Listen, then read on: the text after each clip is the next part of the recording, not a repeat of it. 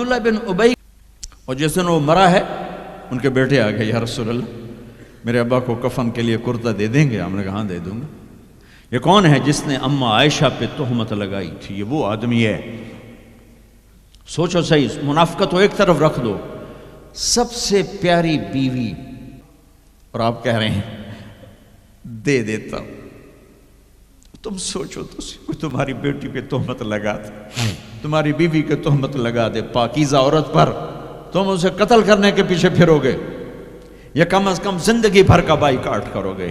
یہ وہ خاتون ہیں جن کی پاکی کو بیان کرنے کے لیے اللہ گواہ بنا، قرآن گواہ بنا، جن کا حجرہ میرے نبی کا روضہ بنا، جہاں 70,000 فرشتہ صبح آتا ہے شام تک درود و سلام پڑھتا ہے، شام کو آتا ہے صبح تک درود و سلام پڑھتا ہے۔ کیا دکھ نہیں دیکھا اس وقت، اور میرے نبی کہہ رہے ہیں یہ لو میرا کرتا اپنے باپ کو کفن دے دو۔ پھر کہا یا رسول اللہ جنازہ پڑھا دیں گے؟ کہاں پڑھا دوں گا، شاید بخشش ہو جائے۔ یہ عبداللہ بن ابی کا جنازہ ہے، اور آپ صحابہ کو کھڑے ہوئے ہیں صف بنا کے، تو عمر رضی اللہ عنہ سامنے آ کے کھڑے ہو جاتے ہیں، یا رسول اللہ آپ کو پتہ ہے یہ کون ہے؟ کہاں پتہ ہے، جانتا ہوں، تو آپ اس کا جنازہ کیوں پڑھا رہے ہیں؟ کہا اب عمر مجھے اللہ نے روکا نہیں، یہ کہا ہے پڑھ یا نہ پڑھ میں معاف نہیں کروں گا، میں پڑھتا ہوں شاید معاف ہو جائے۔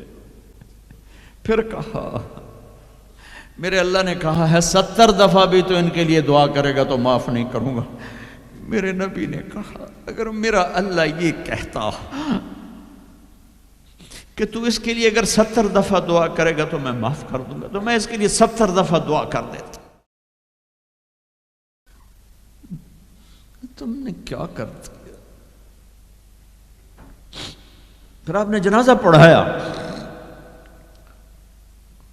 آپ پیچھے پیچھے قبر میں دفن تک گئے، تو اس کو قبر میں اتار چکے تھے، آپ جب پہنچے ہم نے کہا باہر نکالو، باہر نکالا گیا، سب کے سامنے منہ سے اپنا تھوک نکال کے اس کے منہ میں ڈالا، شاید بخشش ہو جائے۔